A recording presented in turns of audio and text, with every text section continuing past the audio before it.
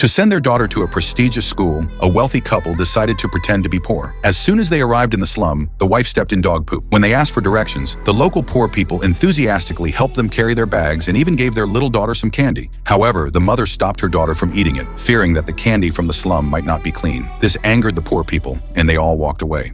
The next morning, their water supply was unexpectedly cut off. The wife had no choice but to go out and borrow water. However, the neighbors nearby had a bad impression of her and refused to give her any water. Just as she was at a loss, a kind-hearted poor man came out and gave Lena some water. From then on, the wealthy couple became friends with this poor man. Soon, the vice principal of the school came to their house to investigate whether they were truly poor. He discovered that the wealthy man's hands were extremely soft. The vice principal randomly called over a poor person and saw their rough hands with thick calluses. He continued to inspect the wealthy couple's home and found more discrepancies. There were mineral water bottles everywhere, and the girl was eating pizza. Things that poor people could not possibly afford. They were exposed, but just then their poor friend came out and explained that they used to be very wealthy, but were now bankrupt. The wealthy couple immediately agreed, which dispelled the vice principal's suspicions. However, he said he would return for another inspection in a month. Life in the slum was tough, but their daughter smiled more. When she accidentally fell while playing, her mother wanted to help her up, but a poor person nearby stopped her. Then they saw other children helping the girl up. At that moment, Lena realized that being independent was so much better than relying on others. A month later, the vice principal returned and approved the wealthy couple's application,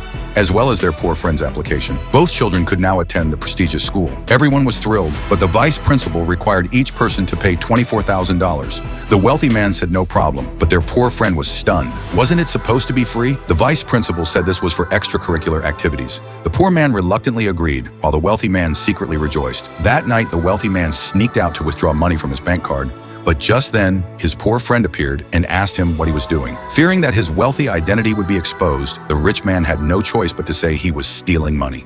The poor man quickly stopped him and immediately took him away. On the way home, the poor man suddenly walked into the middle of the road and was hit by a car, sending him flying. The wealthy man grabbed the driver and yelled that he would call the police, but the poor man stopped him. He only wanted a little money. At the hospital, he gave the money he had just extorted to the wealthy man. It turned out that he had deliberately gotten hit by the car to help the wealthy man's daughter get the tuition fee. As the wealthy man watched his poor friend limp away, he felt extremely guilty.